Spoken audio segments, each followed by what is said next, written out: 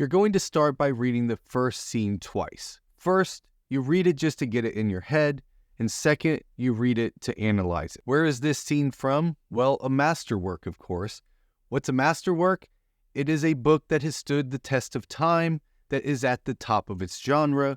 Another way you could think of this is a book that you wish you would have written. One of your favorite books in the genre that you're trying to write in, and we're going to study that book so that we can see how a masterwork is crafted, and you can learn from this writer how to write a book that stands the test of time. So you've got that book, you've read the scene, you're ready to analyze it. So open up a Word document or a Google document or some kind of word processor, and at the top, we're going to put the title of the book, who wrote the book, and then we're going to just type Scene 1, because this is where our analyzation of this scene is going to go. The first thing you're going to look for in the scene is the inciting incident.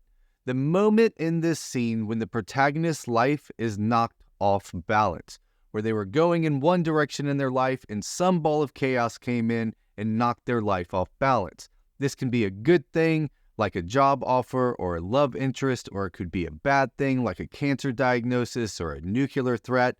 But whatever it is, that inciting incident, underneath scene 1, we're going to type out inciting incident, and you're going to put two things. You're going to copy and paste or type out that line from the book. So from the scene, you're actually going to type out the exact line where it happened that the inciting incident happened, and then you're going to write a quick summary of what the thing actually was. Now, the reason we're starting to do this analyzation of the novel is so that we can have a database of how great books are written, and you're going to learn it by analyzing. So it's not just reading a book, it's looking at a book and analyzing it to see what the author is doing at the scene-by-scene level to write a book that made you love it and read it all the way to the end. So once we have the inciting incident, we're going to look at the object of desire, and the object of desire comes from the inciting incident. And we're going to word it like this. It's going to be a little Mad Libs thing. I want blank without having to blank. I want X without having to Y. We all want our cake and to eat it too. The protagonist of this scene is exactly the same way. They want to get the thing that they want without having to do something else. So you're going to write that down underneath the inciting incident, type object of desire, and write out protagonist wants blank without having to blank. They want to get X without having to give up something, do something horrible, without having to do something they don't want to do. The next thing we're going to look for in the scene is the turning point. The turning point is when your protagonist realizes they're not going to get their object of desire. So they either won't get X, or they can get X, but they're going to have to do that thing they didn't want to do, or give up that thing they didn't want to do in order to get X. This is the turning point. What happens in the scene where the protagonist realizes, oh no, I'm not going to be able to get X and not do Y. So underneath the inciting incident and the object of desire, you're going to type out the turning point. And again, I want you to type out the exact lines in the scene where this happens to your protagonist, where they realize they're not going to get X without having to give up Y. Type it out, and that is the turning point, which then leads to the next part, the crisis. At this point in the scene, the protagonist has a choice, and it's an A or B choice. They can either do one thing or the other thing, and this goes all the way back to the object of desire. They either can get X and they have to give up Y, or they just won't get X. So underneath the turning point, we're going to write crisis, and we're going to put choice 1 and what their choice is, and choice 2, what the other choice is. What are the two things that the protagonist is choosing between when they're looking at their objects of desire, which leads the protagonist to the climax. This is when they have to make a choice. Are they going to do choice 1, or are they going to do choice 2? And this is always going to be on the page. So again, type it out in there. Underneath climax, type out where they actually make the decision. And then finally, we hit the last part, the resolution. So type out resolution, and under that, type out what happens as a result of the decision of the protagonist. So the protagonist makes a decision in the climax.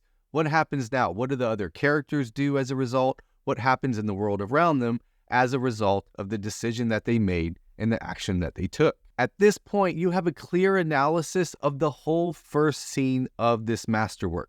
we can now see how things changed throughout the scene and what actually changed. We have the 5 commandments, the inciting incident, the turning point, the crisis, climax, and resolution, and we have a clear object of desire that the protagonist was pursuing throughout the entire scene. Now, your homework is to do this for every scene in the novel. I recommend just doing 1 or 2 scenes a day where you read it and you analyze it in your document.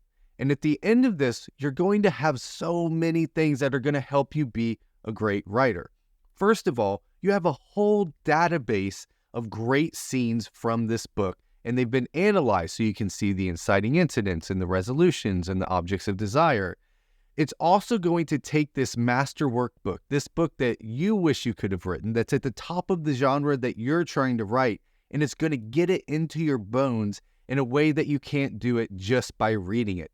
Analyzing it is how you understand the book way better than just reading it cover to cover. If you do this every day, analyzing 1 to 2 scenes from a masterwork, you're going to become a better writer. Because becoming a writer isn't just about producing words every day, it's actually clearly understanding how scenes work and how books work. And you learn that by studying masterworks. Now, as you get into this, it's going to be hard. You're going to struggle with this. Sometimes you won't be able to find the inciting incident. Sometimes you feel like you're just getting completely lost in this idea of an object of desire. And it would be really helpful if somehow you could have an answer key as you're studying a masterwork. What if while you're studying, you can make out the answers and then flip to the back of the book and actually see the answer key? Well, we have those at StoryGrid. We call these masterwork guides, and there's a link to them down in the description.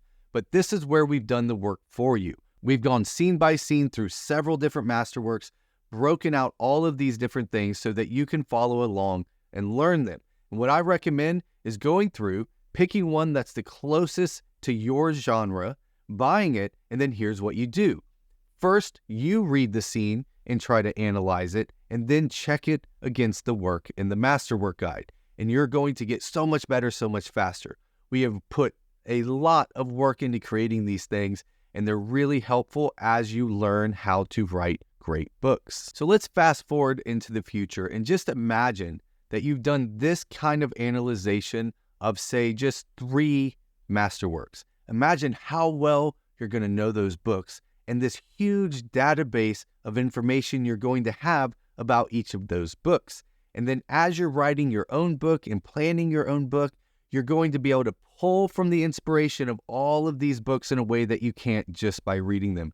It is a game changer when it comes to your own writing and producing your own books. Now, of course, the other side of analyzing is actually doing the writing, which is what we also teach here on this YouTube channel. So make sure you like this video, subscribe to the channel, and hit that bell so you get notified of all future videos that we come out with. And if you're wondering, who is this guy teaching me? My name is Tim Grahl. I'm the CEO of StoryGrid. I'm the author of The Threshing, Running Down a Dream, and Your First 1,000 Copies. My partner, Sean Coyne, is the creator and founder of StoryGrid, and he's been an editor and writer for over 30 years. And everything in this training video and everything we do at StoryGrid comes from his extensive knowledge and research. Now, to get the most out of StoryGrid, go to storygrid.com. Check out all the free resources there, especially the email list. That's where we send out the latest and greatest stuff we're working on. But as always, thanks for being a writer. Thanks for being a part of our community here at StoryGrid, and I'll see you next time.